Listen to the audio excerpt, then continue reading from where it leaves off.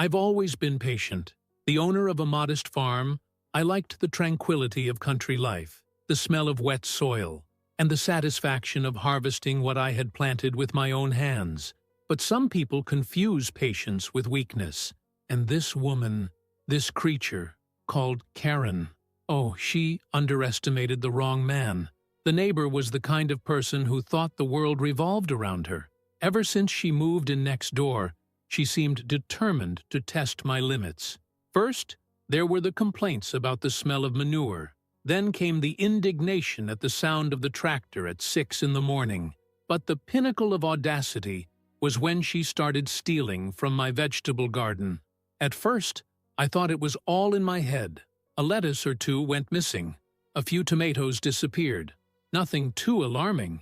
But as the days went by, the thefts became more brazen. Whole rows of carrots uprooted, entire rocket stalks decimated. It wasn't a hungry rabbit or a plague. It was human. And worse, it was her. I made a point of waking up earlier than usual to catch her in the act. And guess what? I didn't have to wait long. On the very first attempt, there was the distinguished lady, sneaking around my flower beds like a skunk in high heels. The sun hadn't even risen, and she was already there, armed with a straw basket and the shiniest face I'd ever seen. I stayed hidden, watching. She picked the vegetables with annoying calm, as if she were shopping in a grocery store. She even stopped to analyze the best tomatoes, as if she was paying for them. The height of impudence came when, after filling her basket, she stopped to take a selfie with a bundle of spinach. I could have come out of hiding right then and there. I could have screamed, called the police, made a fuss. But where's the fun in that? No, I wanted this woman to learn a lesson, not just about private property, but about messing with the wrong man. That's when the idea came to me, something fiery, overwhelming, a worthy punishment for a garden thief. I wasn't just going to plant lettuce and carrots anymore. Now, the garden would have a special guest, ghost peppers. She wanted to steal? Let her. But this time, she was going to take home something much more than she expected. The funniest thing about slackers is that they never imagine it will go wrong. Karen thought she was the queen of the neighborhood, as if the whole world had been made for her, and she was above all rules. Stealing vegetables from my farm? Ah, a silly detail. I certainly wanted to share it with her, didn't I? Because that's what goes through people's minds. Everything that exists is rightfully theirs. Well, she had a surprise waiting. I spent days preparing the ground. I placed the ghost peppers well mixed in with the other plants. They're tricky. Small, red, pretty. They look innocent. But when you take the first bite, your soul leaves your body for a journey straight to hell. And the best part? These peppers smell sweet when fresh. Nothing that would make anyone suspicious of the atomic bomb they were about to ingest. I gave it a few days. I kept waking up early to see if the creature would return to the scene of the crime. And of course it did. It always came back. It arrived early, with that ridiculous little basket, took everything it wanted, and left as if it were doing the world a favor. Only this time, my garden was no longer a free buffet. It was a trap. 2 mornings after the last theft, my patience ran out. I needed to see the result of my masterpiece. So I did what any vengeful, bored farmer would do. I waited, and the wait was worth every second. That afternoon, Karen decided to have a big social event at her house. Because, of course, she wasn't just a slacker. She was also a show-off. She invited neighbors over for a super-organic dinner with ingredients picked by herself. Ah, if I'd known beforehand, I would have charged for a ticket to attend. I managed to stay close by, pretending I was fixing a fence on my side of the property. Her house was full. Laughter, music, the delicious smell of food. She was glowing, telling everyone about her vegetable garden, about how producing your own food is a liberating experience, and other nonsense that made me want to roll my eyes until I could see the back of my head. But then came the long-awaited moment. Karen and her guests sat around the table to enjoy their dinner. I waited. I heard the sounds of the first mouthfuls, the compliments on the explosion of flavors. Someone asked what she had used in the sauce. And that's when it happened. The first scream came quickly. A guy at the table dropped his fork, his eyes wide as if he'd been stabbed in the mouth. He tried to swallow, but his body refused. He coughed, choked, clutched the glass of water like a castaway clutching a buoy. Only water doesn't help. In fact, it only makes it worse. Soon after, another woman began to tear up. Her nose was running, her face as red as a bell pepper. "What? What is it?" she managed to stammer, before getting up and running towards the sink. But the best was Karen. She took a little longer, probably because there was less pepper on her plate. But when it hit, it hit. Her mouth dropped open in a funny shape. Her eyes went wide. Her fork stopped midway. Her first reflex was to grab more wine to try to put out the fire. But the alcohol only spread the fire. The second reflex was to spit, but the damage had already been done. Then came despair. She stood up so quickly that the chair toppled backwards. She started shaking her hands as if she were catching fire by telepathy. She ran into the kitchen, ripped the lid off a jug of milk, and poured it straight into her mouth, drowning in her own despair. The guests were in chaos. One man was trying to breathe with his head inside the fridge. Another woman was face down in a bowl of ice. And Karen? Oh, she was leaning against the sink, her face wet with milk, sniffling, her eyes filled with tears and hatred. I stood there, on the other side of the fence, pretending I wasn't even paying attention. But inside, I've never had so much fun in my life. Did she want to steal my food? Well, she had a good time. Too much. If there's one thing pride won't let you do, it's admit defeat. And Karen? Oh, that woman couldn't accept losing even if her life depended on it. Dinner turned into a survival episode, worthy of a Discovery Channel documentary. Guests crawled around her kitchen looking for anything to put out the internal fire, while Karen seemed in a trance, breathing through her mouth, as if the air around her had become lava. The point is that ghost pepper isn't just a sharp blow to the tongue. It has an aftertaste that continues to haunt you for minutes, maybe hours, depending on the dose ingested. And what had Karen and her friends eaten? A beautiful meal saturated with this natural curse. The tragedy was amplified by the fact that no one there knew exactly what had happened.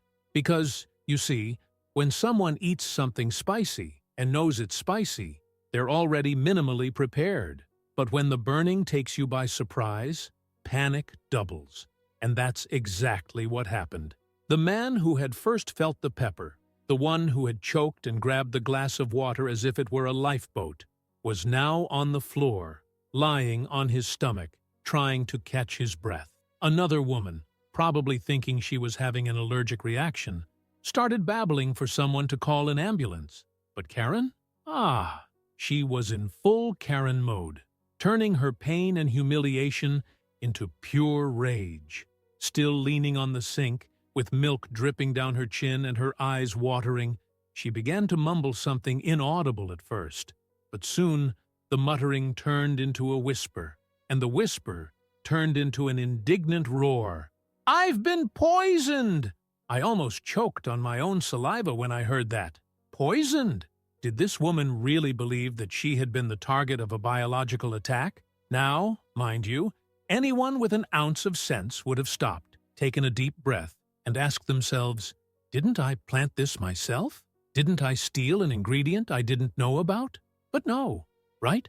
Because this woman would never accept a mistake. Karen stood up, turned to the guests, and began a frantic speech, typical of someone who is already completely lost in her own lie. Someone did this on purpose. She pointed to the plates, to the leftover food on the table, to the poor souls who were still suffering the effects of the pepper as if they were reliving war traumas. The answer that came from one of the guests, a gray-haired man who seemed to be the only rational being in the room, was so logical that it hurt to hear. Weren't you the one who grew those vegetables? Silence.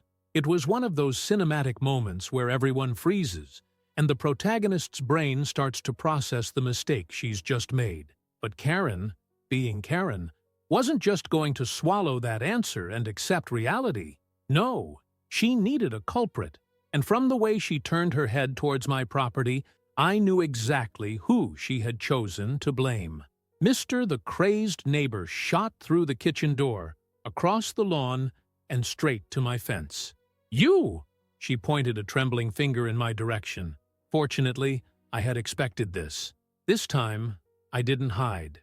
I wanted to see her up close. I wanted to taste her fury in the same way she had tasted my peppers. "Good evening, Karen." I said hello, leaning my arms on the fence as if I was about to have a nice chat. "How was dinner?" The woman snorted, her face red not only from anger, but also from the internal combustion that was still punishing her. "You tampered with the vegetables. You did it on purpose." "What do you mean?" I put on the best innocent face I could manage. "I just grew my own vegetables like I always do. Don't you always say that you harvest your own food?" Her expression twitched, because at that moment she realized how much trouble she was in. "If you admitted that you took the vegetables from my garden, you'd be confessing that you'd been stealing from me all along. But if you insisted on the lie that it was all her own produce, you'd have to admit that you planted the peppers yourself." Karen stood there, motionless, snorting and trying to find a way out of her own stupidity. I, on the other hand, wasn't going to make it easy. "Look, Karen," I continued, crossing my arms, "you can choose either of these scenarios. Either you're a garden thief and you got into this on your own, or you're a lousy farmer who doesn't know the difference between lettuce and the devil's pepper. Which do you prefer?" If her eyes could shoot lasers, I'd be charred to a crisp right now. But she didn't answer. She just turned and marched back home, snorting. I walked into my house with a smile from ear to ear, but I knew it wasn't over. This woman wasn't going to swallow that defeat without trying something. The real show was yet to come. If there's one thing I've learned over the years, it's that people like Karen never accept that they've lost. They can't just put their heads down and move on. They have to win, even if the battle is already over.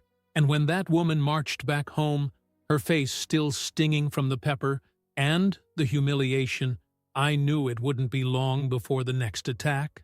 And I was right. The next day, I woke up to suspicious noises in my backyard. The clock had barely struck 7 in the morning, and I could already hear movement near the fence. As someone who had dealt with a vegetable thief before, I got up leisurely, made my coffee, and went to take a look at the crime scene. There she was. Karen, the owner of the truth, the avenger of her own misfortune, was on my property again, but this time with a cell phone in her hand and an expression of pure conviction. Next to her, 2 policemen were looking at my vegetable garden with a seriousness that I found exaggerated for the case of an alleged agricultural crime. "Good morning, gentlemen," I said, leaning against the fence. "What can I do for you?" One of the policemen, an older man who was clearly tired of life, scratched his head and sighed. "Your name was mentioned in a complaint, sir. The neighbor here claimed that you sabotaged her food and put the health of several people at risk." "Of course." The final move. Karen crossed her arms and flashed that petulant smile of someone who thinks she owns the world. "That's it," she exclaimed, raising her chin as if she were presenting a case before the Supreme Court. "He planted ultra-spicy peppers mixed in with the ordinary vegetables on purpose. He wanted me and my guests to get sick. That's gastronomic terrorism." I wanted to laugh, I swear to God I did, but I managed to keep my composure. "Look, I'm just a simple farmer," I said, gesturing towards my vegetable garden.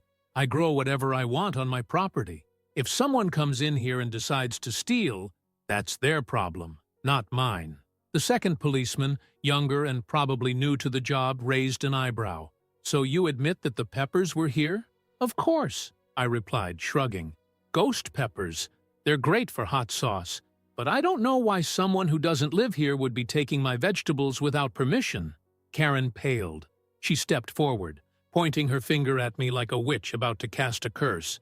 "Don't try to trick me. I know you did it to hurt me." The older policeman looked at her exhausted.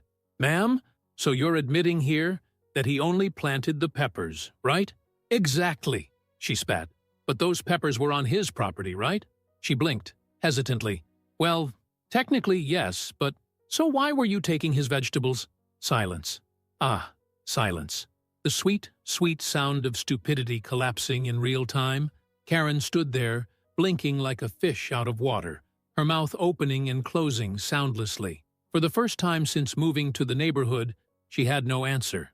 The young policeman snorted, holding back a chuckle. Ma'am, the only offense I'm seeing here is trespassing and theft. Karen freaked out. What?